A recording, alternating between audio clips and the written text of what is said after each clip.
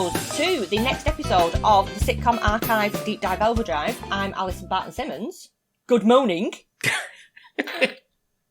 Nanu, I'm Eggs Benedict. Oh, good morning indeed. We are up to Series 2, Episode 1 of Fawlty Towers. We are, yeah, we're into Series 2. A bit of a leadership change in the directorial chair, isn't there, between 1975's first series and 1979's second series?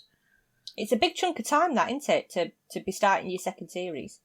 It is. I mean, obviously they were going through marital problems and a breakup and then spending about 6 months writing every episode of something stupid. Yeah. In that intervening period, John Howard Davis left the directorial chair and Bob Spears, something like that. He's taken over the directorial duties for Series 2 of Fawlty Towers. So this episode is called Communication Problems. Oh, your favourite. And it really is problematic. I didn't enjoy this episode at all. I thought it was great. It is great. No, as an episode of Fawlty Towers, it's fantastic. But speaking from a personal perspective, I found it really difficult to watch. Just because you dislike Mrs. Richards? Yeah, with all the whats and whats and whats and whats. Yeah. Yeah. Found it quite just manic. Well, you're not on your own, because I did run a poll to see who was Fawlty's most troublesome, irritating, obnoxious guest. I put 4 options in. Yes. Mr. Hutchison, Cribbins. Yeah. Mrs. Richards. Mrs. Alice Richards. Yes. That's her name. Full name. Although I spelt it wrong on the poll and got pulled up on it because I was tired. I put Mrs. Richardson like a bell end. Well, that's good. I'm glad that someone pointed it out.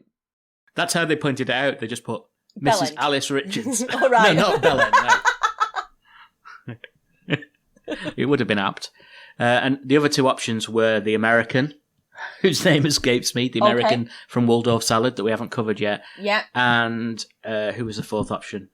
Fucking hell, it doesn't matter. Point is, anyway, Mrs. Richards won.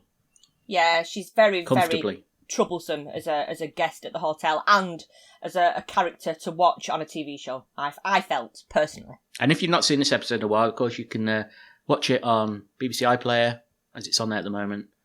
Daily Motion, either in reverse or the normal way round. Or you can... there's all sorts of places you can get at it, isn't there? It's on Netflix, isn't it? Or BritBox. It's on BritBox, iPlayer. You can go to our episode page, our notes page for this episode, and we've embedded the Daily Motion video in there, so you can just watch it on our website, which is SADDO.club. Is it back to front? Don't know, I've not done this one yet. Oh, right, okay. So, would you like me to do it back to front, Al? I think just as a novelty value, yeah. I think I'd like a back to front episode. It's very discombobulating, everything being the wrong way around. Oh, yeah! Now, for those of you who are missing the good life and disappointed that we've moved on to Fawlty Towers, or just disappointed that I seem to have curbed my swearing these days, I got a lot of grief in the early days, people just calling me loutish, swearing too much. I say a lot of grief. Three angry men. Three angry old men said, it's not big and it's not clever. Do something else then. Yeah, fuck them. That's the way I look at it. Go and enjoy another podcast. Yeah. However, having said that, here's a little dose of some swearing good life style for you. Oh, sod off. Piss off. Bollocks. Fuck off. Oh, shit. What a twat. Bastard. I don't want to learn fucking Italian. Wanker. Bugger off, arseholes. Fuck you. Fucking hell. Fuck you and your lawnmower. There we go. Oh my goodness. Put it on again. Oh, she's still going. She's a foul-mouthed tirade, that woman. This is a dame. Wow. Penny, what are you playing at? Gosh. That is some verbal diarrhea, isn't it? Yes, thanks to Katie for sending us that. She was listening to an audiobook which Brilliant. Which Penelope Keith was reading. Presumably she kept stubbing her toe while she was reading it. What was she doing? Yeah. Fuck you and your lawnmower. Downstairs. So before we get stuck into this one this week, I've got some anagrams for you, Al. Oh, cool. I love an anagram. I did some last series for the Good Life actors, so I've got some for Fawlty Towers. Okay. Basil Fawlty. Yes. If you anagramize the letters in Basil Fawlty's name, you can have Wallaby Fits. Okay. Wayfit Balls. No. Floor at Sybil. Really? Laws Fit Ably. Right. And most appropriately, Ball Your Fist. They all seem suitable for the name Basil Fawlty. Do you give any indication as to what it is that you No, I'm just wanting anagrams I'm of? just a very, very sad man, and I trawl through pages and pages of them. So, is there like a massive big list? Is there a massive list of examples? Yeah. So there you go. There's Basil. I like these. Go on. So, have you done some for other characters? Yes, I've got some for Sybil. Not as many, but Okay. here we go. Right. It's Fly by Law, Okay. Wiley by Flats, and Silly by Waft. See, they aren't as appropriate, are they? No, they're not. Not appropriate. They're not as relevant to as the Basil ones are. Let's move on past them rather swiftly. They're not Okay. great, but I've got some good ones for Polly Sherman. Okay. I've got Smaller Phony, Okay. Lemon Sharply, Spell Harmony. Ah, that's appropriate. Yeah, she does spell harmony when she sort of smooths things over. She's very good at that. I've got Harp Solemnly, Okay. Smelly Orphan, Don't know much of a backstory, but perhaps. Heal Mr. Pylons, Okay. Lo, My Shrapnel. Yes, that's a good one. Yeah, given the... Because of Basil in his leg. Yeah, exactly. Smelly Porn. Oh no, that's awful. Horny Marspell. Shy Palm Loner. So Okay. perhaps she's into onanism. And finally, All Spermy Hun. Oh. Yeah, that's not nice, is it? Poor Polly.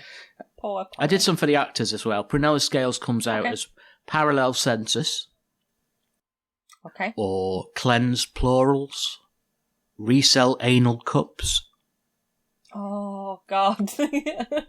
Pull Cleaner Ass, and my favourite in this category, Anal Purse Cells. Did you put anal in as a requested word that you wanted to be amongst? Yeah, I always put the anal anagram? in on my searches. Yeah. You've been looking at my history. First job. Connie Booth, 2-inch bone, hot bone icon, very good that one. That's a good, appropriate. Yeah. Hot nonce bio, Nope. and Andrew Sachs, sad arse wench. It's a bit harsh. It is. This one would have been brilliant for Polly, but it's Andrew Sachs' anagram. She warns Okay. Cad. Oh. Because Polly warned Very appropriate. Cleese of the Cad. Yes. We've got Crashed Swan for Andrew Sachs. We've got Dawn Search, Darn Cashews, Cash Wars End, which Oh, right, okay. perhaps signifies when he got his payout from the BBC. For being burned. Yeah. Yeah. And of course, one to commemorate his passing, Arch Sad News. That is appropriate. And would you like to know, finally, what anagrams I had for John Cleese? Yes. None. None. He's got an unanagramizable name. No way. Yeah, he has. Is that right? You can't make anything coherent out of John Cleese as an anagram by using all letters. Isn't that weird? That is weird. See, you're trying now, aren't you? I can see you I'm multitasking. thinking. Yeah, I've got cheese. Have you? But nothing that I can do. But nothing I can do with the other letters. Yeah. Yeah, so there you go. That's not his most prominent claim to fame, the acclaimed actor and writer and comedian, John Cleese. No, it's not an anagrammable name. I don't think he's on his CV, but that's fascinating. So should we get stuck into this episode properly? Let's do that. So we've got Communication Problems, Series 2, Episode 1.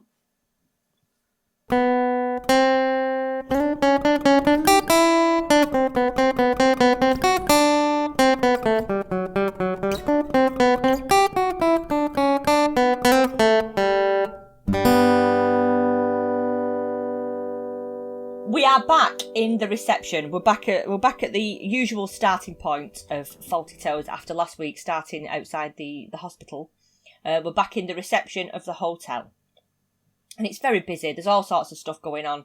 The phone's ringing, Polly's busy serving guests. It's quite busy, isn't it? There's quite a lot of people in the reception area, which is not usual in an opening scene of Faulty Towers. That's true, and they all seem to be coping very well with this busy kind of hubbub of activity, which is unusual for Faulty Towers. Yeah, it's quite smooth, isn't it? There's things going on and everyone's busy, everyone's got a job. Apparently, Brenda can't start until Monday, so Polly's going to have to clean the rooms until Brenda. I'm guessing that Brenda must be the cleaner. This is Sybil that's on the phone to Brenda. Yeah. And she's relaying this message to Polly. But Polly agrees. She says, yeah, that's fine because she needs the money, which is a sort of signifier quite early on in the episode, isn't it? That Polly needs the money.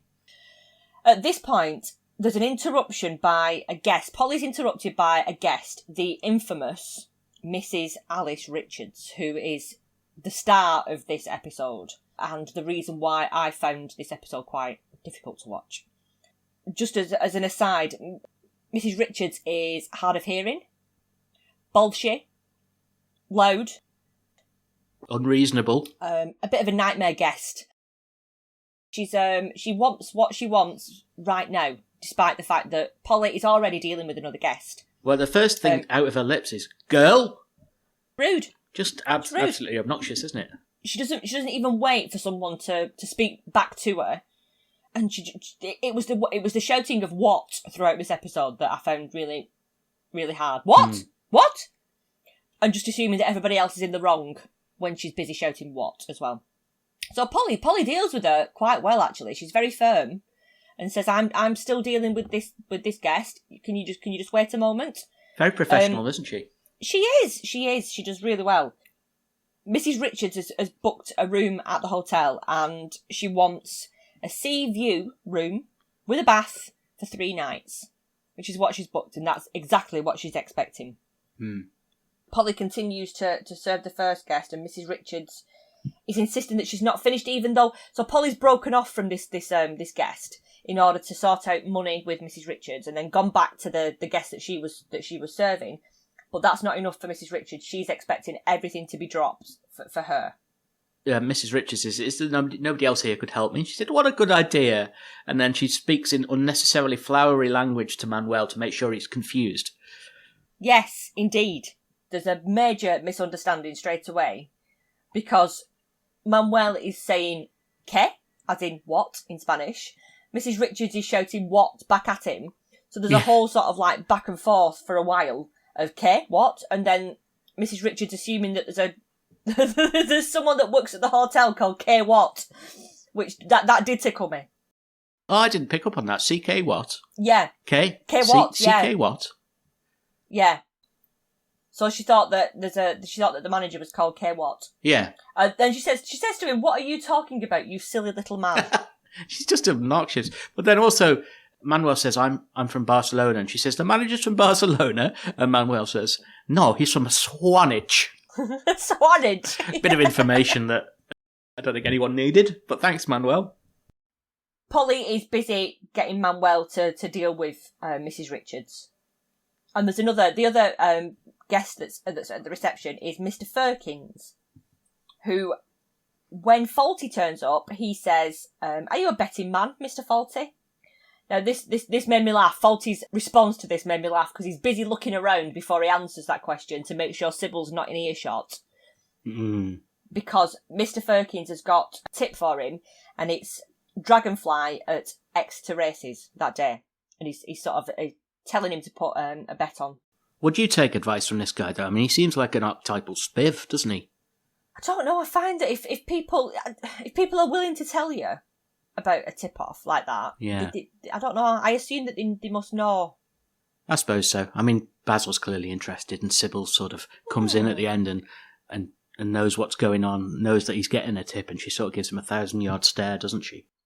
Yeah. So we're assuming that Faulty's had some difficulty with gambling in the past, perhaps. I doubt it. I'm sure it's just, as he himself says, it's just an avenue of pleasure that's been closed off to him now. Just because she doesn't like it. The Major wanders in at this stage. He's spruced up, isn't he? Yeah, the Major's sort of, he's on it for St. George's Day, isn't he? This, of course, leads Basil to liken Sybil to a fire-breathing old dragon. Yeah, good old St. George, and he says St. George killed a hideous fire-breathing dragon. And he's comparing Sybil to that very thing. Because Major says, why'd they kill it? And Basil says, well, it's better than marrying it. And she's in earshot, so he's getting brave, isn't he? I bet at this stage, though, the Major just didn't know what the hell was going on. No. Because he's probably just lost the gist of the conversation at this stage. Mrs. Richards comes downstairs. She doesn't like her room. Shocker. She wants to see the manager. She's not happy with the bath.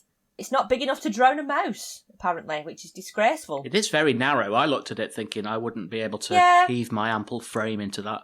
Or rather I would, and then I'd be stuck. And then have to get Manuel to wedge me out later. And that would work well. It's a rub butter on the sides and slide you out. So Basil goes up and checks out the room with her.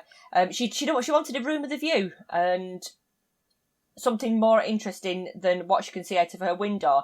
To which Faulty replies, well, can I suggest moving to a hotel that's nearer the sea? Or preferably in it? I asked for a room with a view. Deaf, mad, and blind. This is the view as far as I can remember, madam. Yes, this is it. When I pay for a view, I expect something more interesting than that. But that is Torquay, madam. But it's not good enough. Well, may I ask what you were expecting to see out of a Torquay hotel bedroom window? Sydney Opera House, perhaps? The hanging gardens of Babylon? Herds of wildebeest sweeping majestically? Don't be silly. I expect to be able to see the sea. You can see the sea. It's over there between the land and the sky. I need a telescope to see that. Well, may I suggest that you consider moving to a hotel closer to the sea? Or preferably in it. He's clocked at this point that her hearing's all shot to shit, so he's saying lots of things under his breath that he knows she can't hear. She's not satisfied at all, but she's going to stay, but wants a reduction in price. Yeah, she's just essentially bartering, isn't she? Like a lot of people, I guess, used to. Just, there's no fixed prices in the minds of people like that. They just go and they haggle and they come to some sort of compromises, is the way they look at it, which is, to me, it just seems hard-faced, depending on where you are. I mean, if you're in the market, you're fair enough, but not for a hotel room. Hotel room's a hotel room, isn't it? Surely. Yeah. The radio doesn't work in the room, and Basil says it does, and then tries it, and then realises that it needs fiddling about with, and he says, I'll see if I can fix it, you scabby old bat. He works out at this stage as well that she's got a hearing aid, but the battery's run down. She doesn't want to use it because she doesn't want to run the battery down. Yes, that's right. Which is so that's annoying, isn't it? As someone that's trying to speak to someone that's hard of hearing, if they're not using the hearing aids, it's quite frustrating, I suppose. Do you know what he does here, though, which he should do more often? What's that? I mean, it wouldn't work for the comedy, as we always say. It's, it's written for laughs. But practically and pragmatically, if Basil did what he did in this scene more often, his life would be so much simpler because she wants a discount and he just says, well, you'll have to speak to my wife. If he just directed all those things to Sybil, problem solved. Yeah. If he did it more often, we wouldn't have a show, admittedly.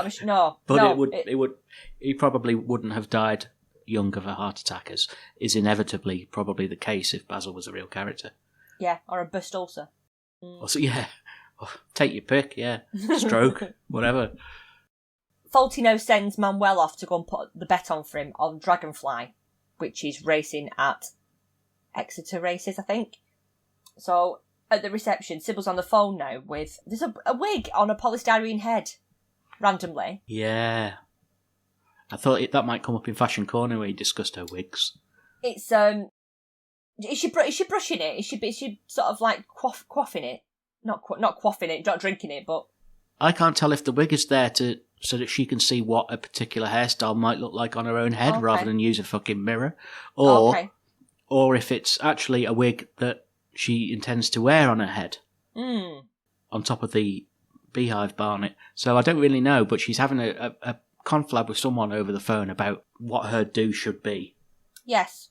She asked Polly to keep an eye on reception, and Manuel burst into the office to Faulty with the winnings from the horse race. So he's won a bit of a stack of cash from the tip off this morning. It looks so much more than it actually was, though, because of the fact that pound notes used to be a thing. Yeah, it was like a proper wodge, weren't it? Proper wodge of cash. Miss Gatsby and Miss Tibbs meet Mrs. Richards in reception, who's after some toilet roll now. This also, the introduction of toilet roll with the embarrassment factor of asking for toilet roll at a hotel reception made me laugh. They offer her some of theirs, and she just completely ignores them. Good afternoon. First they give me a room without a bath, then there's no lavatory paper. Would you like some of ours? We keep an extra supply. Yes. Would you like some of ours? Hello? Yeah. There's no paper in my room. Why don't you check these things? That's what you're being paid for, isn't it? Well, we don't put it in the rooms. What? Well, we keep it in the lounge. In the lounge? I'll get you some. Do you want plain ones or ones with our address on it? Dress on it? How many sheets? Well, how many are you going to use? Manager! Well, just enough for one? Tell me. Manager! So there's no toilet roll in her room, and she scolds Polly in front of Miss Gatsby and Miss Tibbs, which is rather rude. And then there's a big confusion over what paper is needed, and I think Mrs. Richards calls Polly insolent, but Polly's assuming that she wants writing paper for her room. Well, yeah, because she's asking her how many sheets, which is why. I know, yeah. Why Mrs. Richards is getting rather cross. Her face just gets more and more irate. It reminds me of when Sheryl Crow came out and said everyone should only be using either 2 or 3 pieces of toilet roll after a shit. What? Because, I know this seems like a rather strange press release for Sheryl Crow to have made, but she come out, I think she was trying to save the earth or something. You know, and every little helps, I suppose, but it's like with your own recycling at home, you always think, well, the governments are the ones fucking it up. What I'm doing is a drop in the ocean, no pun intended. But yeah, she wanted to stop people using excess toilet roll. She come out very sort of sanctimoniously telling everyone they should only use 2 or 3 pieces of bog roll. That's alright if you're doing ghost poos, but what if you're not? I know, good luck cleaning my arse with 2 sheets of fucking bog roll. God. Christ, wouldn't touch your sides.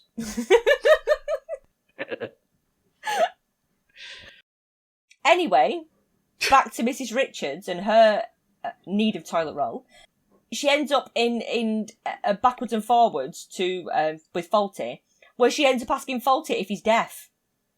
Yeah, and then she squares up to Polly practically. She offers to fight her. She's a fucking lunatic, this woman. She's lost her glasses as well.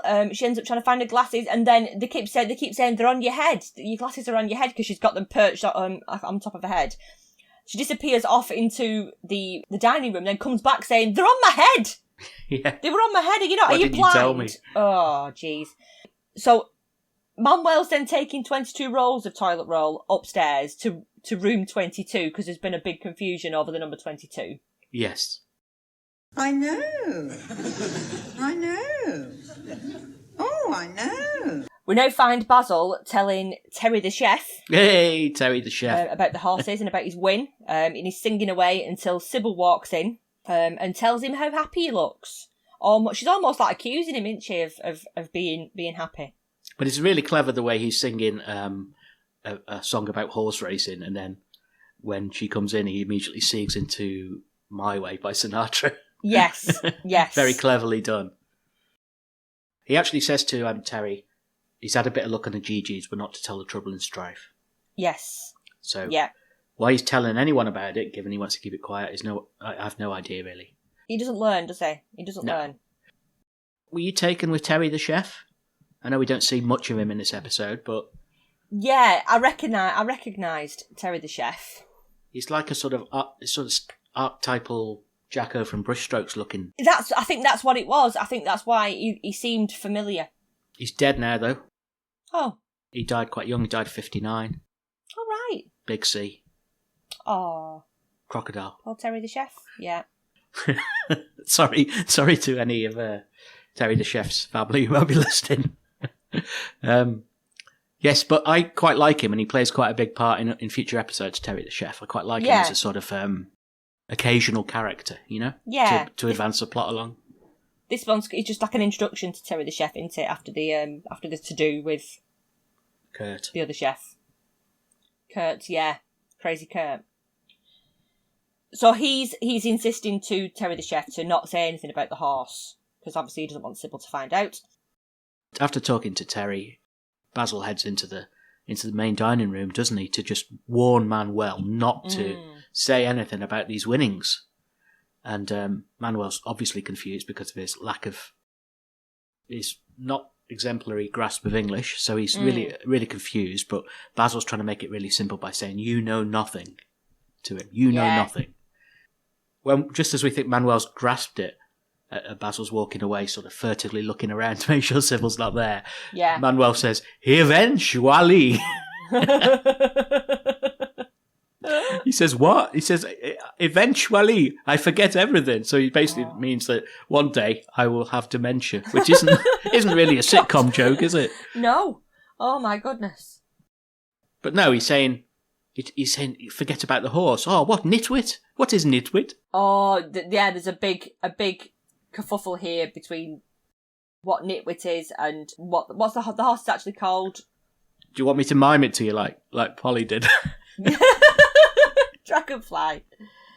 Yeah, and there's a really underappreciated moment in this little scene between Basil and Manuel when Basil finally gets through to him and says, look, just don't mention about the horse. And he finally gets it. He says, I know that, you told me this morning. I love the sass and the attitude that Manuel's giving back at this point. I'm telling you, if the good Lord is mentioned once more, I shall move you closer to him. Now, please! There's a big kerfuffle, and Mrs. Richards has had some money stolen, so you can imagine the pandemonium that is now taking place inside the hotel. Yes. She's had £85 stolen from a bag under a mattress. Who does that? Who's going into hotels and putting bags under mattresses? I don't know. I suppose it's a different time, isn't it? You didn't have a safe in your hotel room, I'm guessing. Although there is one in reception. Well, there is one in reception, yeah, but who knows where the keys are or whether it's full of bricks. So she probably did the right thing. Yeah, that's true. That's true. So she's telling Fawlty that the money's been stolen, and she's very cross about it. And then he does this weird thing where he's sort of faking a dead battery in her hearing aid by whispering to her. Yeah. And then he shouts at her and frightens her, and she bangs her head is it on the wall or the shelf? I'm not sure, but it's a very mean trick. To be honest, I can't blame him. She's so horrible. There's something that's fallen onto the floor, and then Basil picks it up and says, is this a piece of your brain? Yeah. To her. He got a big laugh that. Apparently, it did. He wanted to cut, I think it was an impromptu joke from John Cleese. All right. And Fawlty Towers is very, very scripted. Okay. So there's not usually, it's very, very tight, isn't it? Yeah. And it was impromptu, and he wanted to cut it, but apparently Andrew Sachs convinced him to leave it in. Yeah. I think it was a good job. Yeah, I thought it was a good joke. I think it was a good joke. Yeah. It's like a control. It's quite control freaky, isn't it? Yeah. Not letting things just be produced organically. It is very overseen from start to finish. Yeah, I think so. Even when he does his DVD commentaries, he's picking up on things that he wished he'd done differently. He's very, very fastidious man, I think. Right. Okay, but I think it was worth leaving in. I think it was quite a funny line. Yeah. Sybil's more sympathetic, though, to Mrs. Richards. Sort of, she's got her arm round her and she's looking after her. But Mrs. Richards is rude to her as well. She just can't help herself, can she, this woman? No, it makes me laugh when she leaves because Basil threatens to put a bat up her nightdress. Yeah! Yes! That's a very visceral image, isn't it? It is. Sybil and Fawlty have a bit of a moment. I like this. I like this moment. Yeah, talking about when they were first married, when they first got together. Manacled together, I think it's referred to as. And we used to laugh quite a lot. And Sybil says, yes, but not at the same time. Very cutting, that. I thought he seemed to be enjoying a little, trying to sort of reconnect with her and say, these little moments are what life's all about. And then she sort of puts him down and he reverts to type straight away because when Sybil says, what are we going to do now? Basil says, well, give it another 15 years. I know. God, yeah.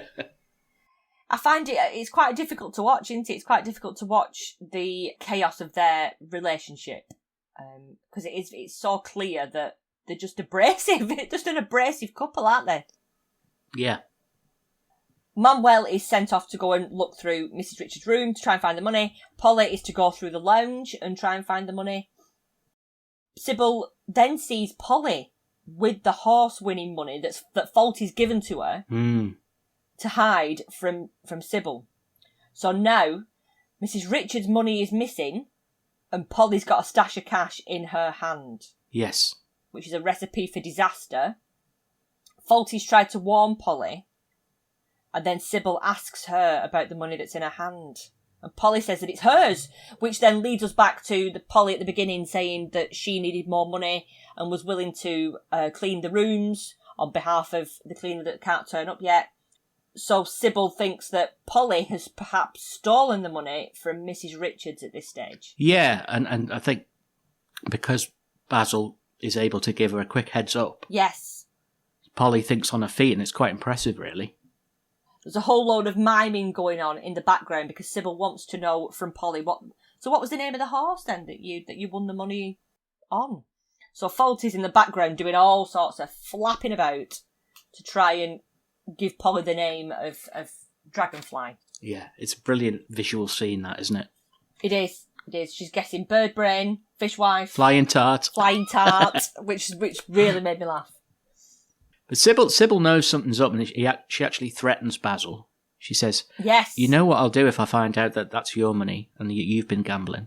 Yeah, and he says, "I'll have to sew them back on first." Oh, German! I'm sorry, I thought there was something wrong with you.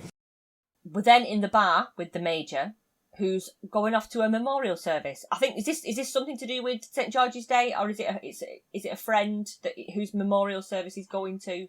Who knows? Who knows if there even was a memorial service, because the guy's so far gone.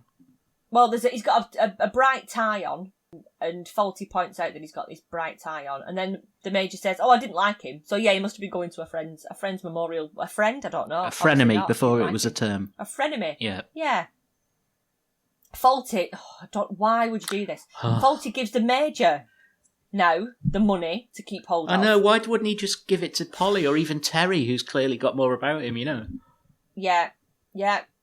And Faulty now thinks that this is he solved his problem, he sorted it, and he gets himself a drink from the optics and does that funny, like, he tosses like a piece of ice and then flicks it with his wrist into his drink. Yes. And he's all made up because he thinks, right, problem over, I've solved it. He's like Millhouse at this point, isn't he? Everything's coming up, Faulty. Yes. We're then in the reception, and we've got Miss Gatsby and Miss Tibbs, who bid Mr. Faulty a good morning. Mrs. Richards is now in need of the police for this missing money. Yes. And she's busy, she's mithering, she's proper mithering now at this stage. Well, Basil just lies to her face, which isn't... Yeah. He's never going to go well. He says he's already called them when he hasn't. The phone goes and it's for Mrs. Richards and it's her sister. And there's a really sort of horrible phone call where she's what? Can't hear you. Who? What? Which drove me mad. But there's her house in Brighton. She's had an offer for £87,000. And she tells her sister not to accept any less than £92,750. Which is quite a lot of money back then. That must have been a huge amount of money for a house. Dead south, isn't it? That's, yeah. It's Brighton, so I'm guessing that I can imagine like sort of big houses on the seafront. Faulty now approaches the Major to get his money back, which the Major's been keeping for him since his win. And there's a massive confusion over this money. The Major's got no idea what Faulty's talking about. Mrs. Richards calls the police herself. She wants this money back that she's lost. So there's two lots of money missing now at this point. Yes. There's the winnings and there's Mrs. Richards' money that she put under her mattress. Very similar amounts as well, isn't it? Sorry. They are. It's only a couple of quid in it. So yeah, to see it, you'd think it was the same money. The Major finds Faulty's money. Sybil has then sent Faulty up to check Mrs. Richards' room for her missing money. Before he goes, the Major holds up Faulty's money and Sybil tells Mrs. Richards that they found it. So now there's confusion over which pot of money is whose. And Faulty now just loses it because he knows how this is going to play out. Yeah. He knows that he's going to lose his money. Mrs. Richards counts it, and Faulty's like wibbling about all over the place, and loses it, and starts to empty out the charity box for the missing. I think it's like a missing 10p or something that Mrs. Richards can't find. Well, the Basil's trying to explain to Mrs. Richards that it's his money, but Yeah. A, she's deaf, and B, the Major's dotty. Yeah. So when Basil's trying to enlist the Major to back up his side of the story, that's no use. Yes. And then it seems like he's got a godsend because Manuel stumbles into view. Oh, God, yeah. In fact, tell her. To which Manuel, quite rightly, says, I know nothing. You're whispering. What are you saying? He says he won it on a horse. Won it on a horse? Doesn't matter. Do you remember me giving it to you? Oh, think, please think. What was the question again? Oh, the money. Do you, Manuel. You remember I had some money yesterday? The money I won on the horse. Oh, I see. Yes. Tell Mrs. Richards. Tell her I had the money yesterday. I know nothing. What? I know nothing. No. Nothing. No, forget that. No, I forget everything. I know nothing. No, you can tell her. You can tell her. I cannot. Yes, sir. Tell her. Oh, tell her, please. Tell her. No, I know nothing. I am from Barcelona. I like the way he does a little cough to clear his throat to get it all right. It's very well delivered. He's like, I know nothing. So there's £10, not 10p. It was £10 that's missing. Mrs. Richards goes into the lounge, and Sybil tells Faulty just to give her a tenner from the till to make up the money that she's missing. He smacks his head on the till and then does a really weird strip, like literally giving her the shirt off his back. He's what you're saying here is quite uncomfortable when you stop and think about it, because it's a man in the middle of a complete meltdown, isn't it? When you stop and think about crying it, hysterically. Yeah. He gets down to his string vest, which is presumably he bought from the same shop as Richard Bryars in that last episode of The Good Life. Yes, for the freeze running race. Yeah. Yes. A delivery guy turns up with a vase which Mrs. Richards had bought the day before and asked to be delivered to Fawlty Towers. And when she'd bought it, she'd left behind in the shop the money that she cannot now find. She'd left it. It's her fault. So not only is she forgetful, and she doesn't realise that that's where she left it, she's also miscounted it. It's actually 95 quid, isn't it? £95, yes. So he's up for once. He's celebrating by kissing the sky, because now he's got 95 quid in his skyrocket. He's so happy. He takes the money. It's been found. And he can give her the £10 that's missing, and he's still up, and he's still got his winnings. I'm winning. Mrs. Richards, how lovely to see. Your beautiful vase that you bought yesterday has just arrived. Now, remind me, the money that you have there, is it yours or mine? I told you, it's mine. You're absolutely sure? Yes, I am. But you're still £10 short? Yes. Polly, give Mrs. Richards this, would you? What's that? This is mine. It's like Gollum in Lord of the Rings or something. He's well made up. However, Sybil now comes into the reception and sees the money, and Fawlty knows that he's been rumbled and starts making like a yelping noise. But Polly tries to come to the rescue like she invariably does. She does. Why she does this, I've no idea. There's probably a word that describes people who behave in this sort of way. But I don't know quite what it is. If anyone has any idea, it's almost... it feels like it's on the tip of my tongue. It must be some sort of... It's like a glutton for punishment thing, isn't it? Yeah. But it doesn't fly anyway, does it? No, not at all. Not at all. And the Major walks through at this point from the dining room, doesn't he? He says, I do remember Fawlty. I do remember that money. You won it on that horse. And sort of announces it to everyone. And Basil sort of yelps. Sybil immediately rips the money out of Basil's hand. And in his other hand, he's offering Mrs. Richards her vase, and he drops it.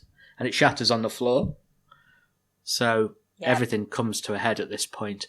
And Mrs. Richards says, that vase cost me £85. Oh... And what does Sybil say? Oh, I am sorry. And just starts handing over all of Basil's money. Handing over the cash. So she's coined it in, really, hasn't she? She has. And Faulty just might as well have not bothered at all. No. And that's the end of the episode.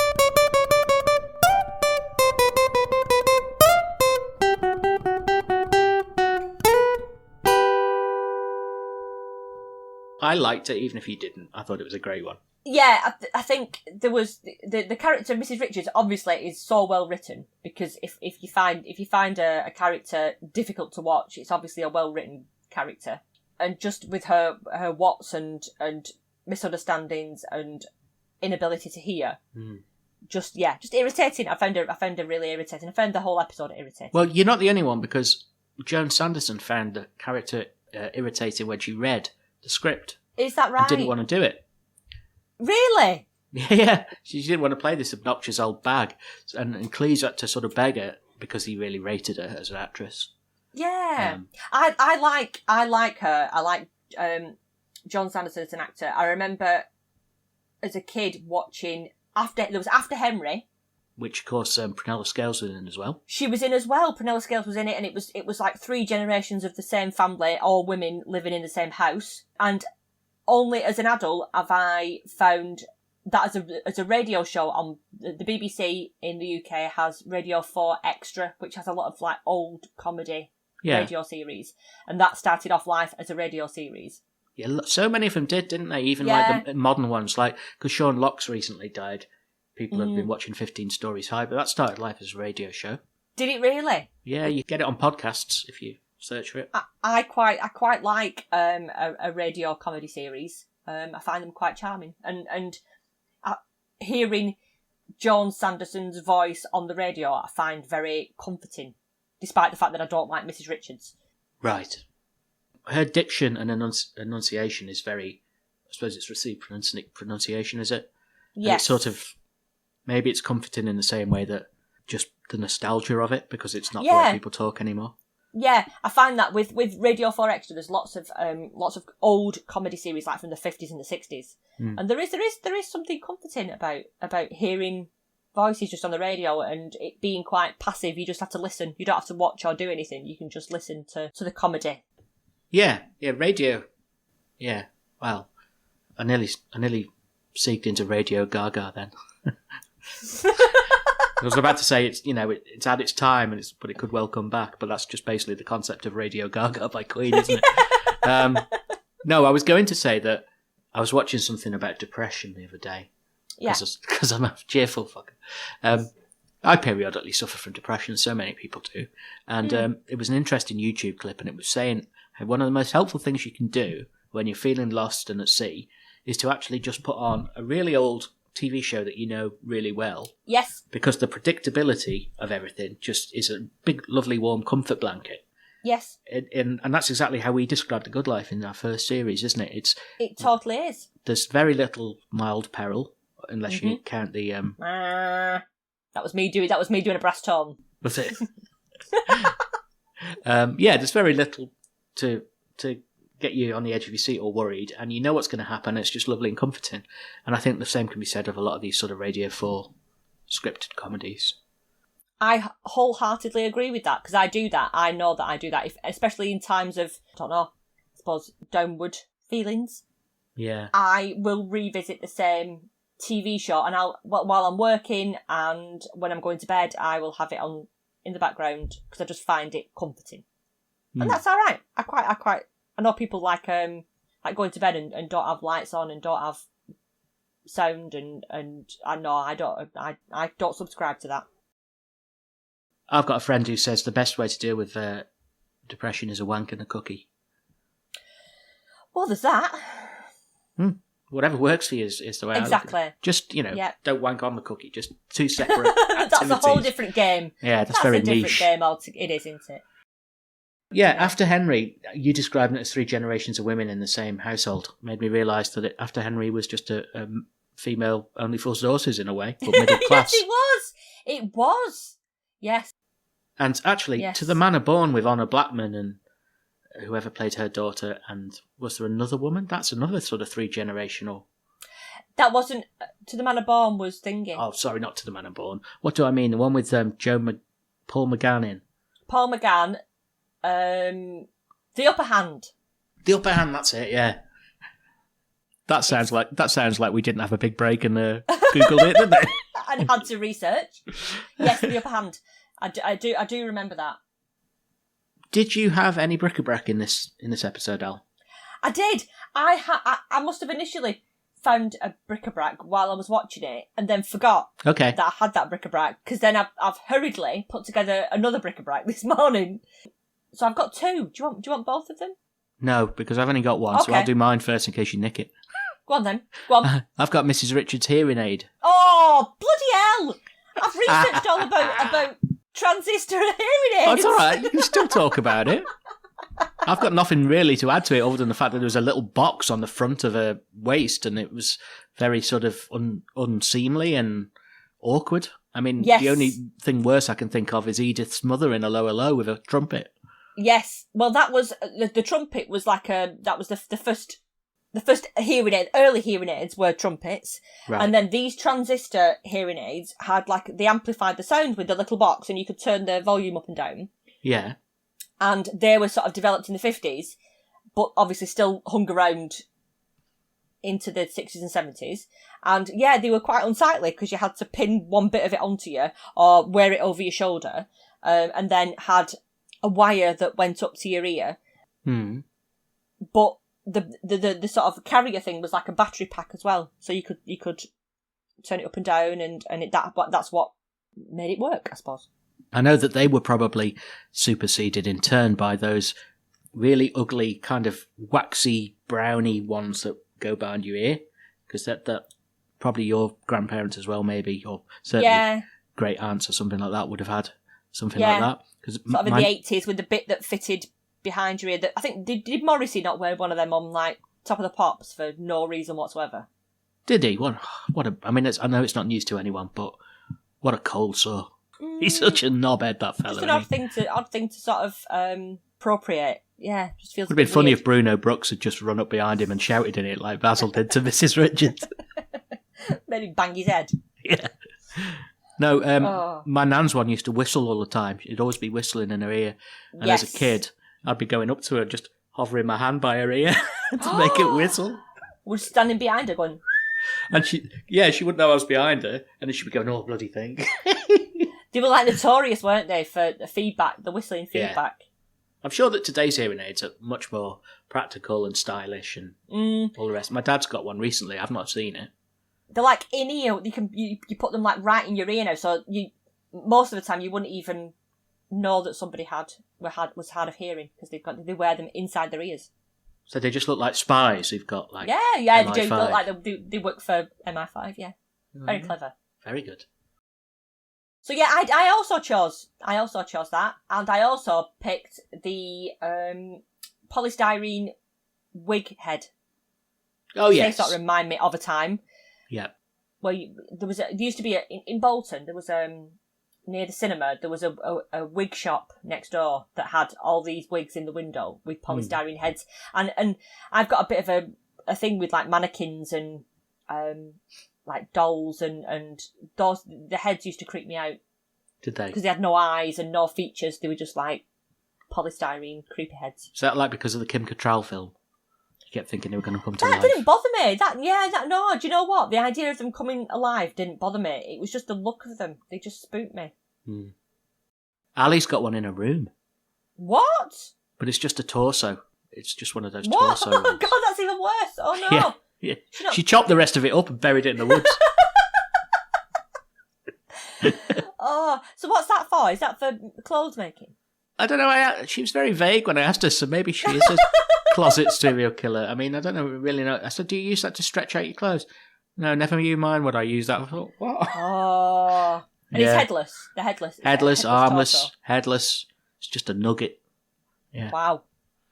Anyway, let's not incriminate my wife further. No, I don't think I could sleep with that in my room. Faceless things I find a bit creepy.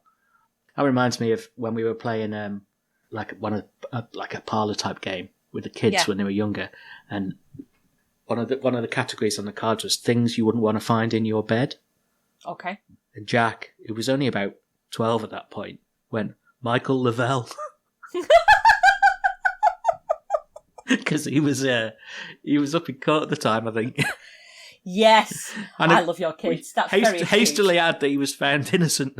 Yes. Of all charges. Wow. Right, shall we do some fashion? Let's do some fashion. There was lots on display. Well, it's time to take a little trip to the place that long ago was hip.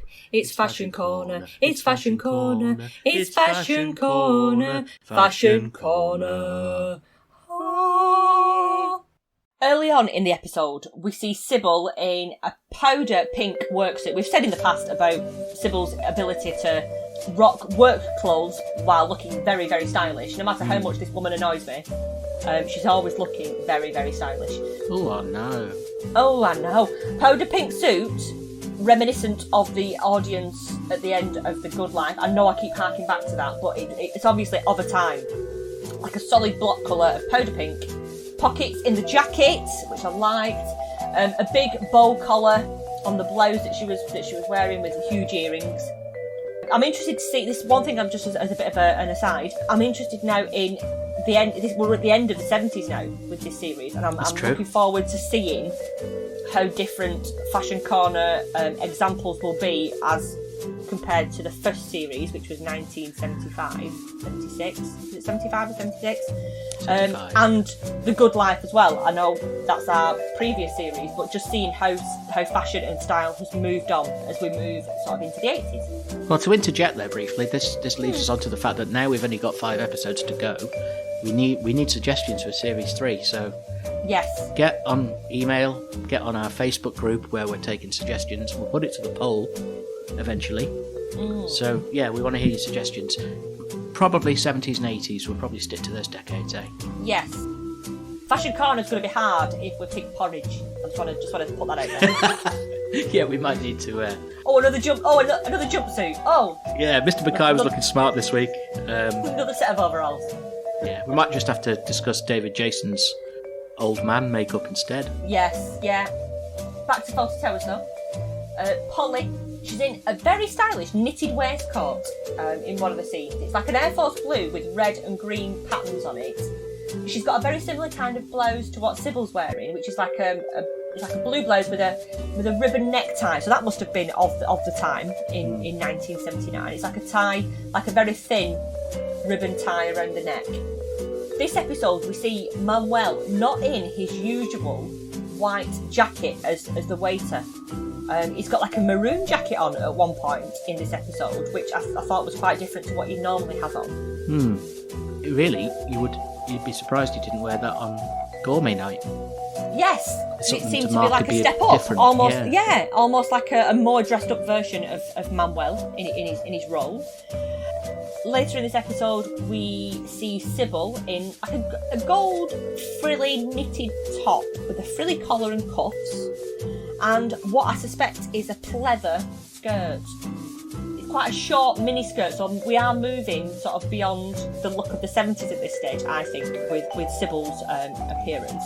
And it's like I think she's sat up on something, so the skirt's like ridden up, but it looks like what could be leather, pleather, vinyl, I don't know.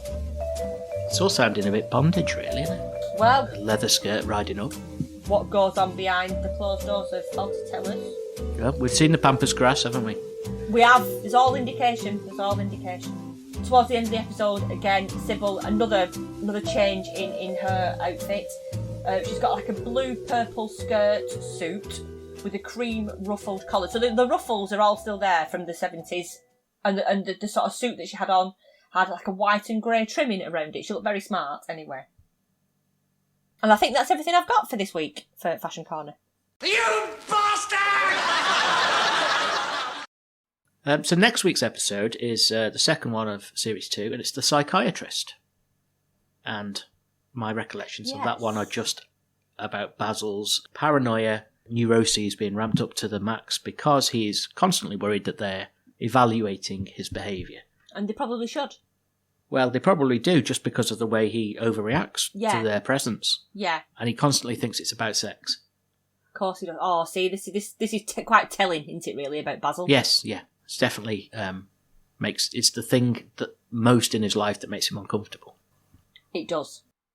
Oh, I'm looking forward to that then. So you can follow us At SADDO Podcast on Twitter or Instagram, if you like. We post lots of random and interesting, well, we think they're interesting, videos and photos from Fawlty Towers, The Good Life, and all sorts of other stuff. Les Dawson made an appearance this week. Yay! We've got a Facebook page you can find by searching SADDO Podcast, and there's also, as we've mentioned numerous times, there's a Facebook group you can join, and it's growing, and lots of discussions go on there, and as we said earlier, you can vote for what we're going to cover in Series 3. Subscribe to our newsletter, which we've never sent out, but we will do one of these days. It's time, we will do, yeah. I'll pull my finger out and do it. I might even do it this week, actually. So you can subscribe to the newsletter on our website, saddo.club, and on our website you can also share us a coffee or read our many blog posts, mostly about The Good Life, and you can actually listen to the episodes and watch the original episodes of Fawlty Towers if you don't do podcast apps. There's also a really good interactive quiz on there, all about The Good Life, so let us know how you do. And you can also email us with suggestions or things we've missed or abuse, as we get every now and again. Just give up. Just give up. And subscribe and leave us a review wherever you get your podcasts, please. Yeah, we'd love to hear from you, whatever thoughts you've got. So we'll see you next week for episode 2 of Series 2. Be seeing you. Goodbye.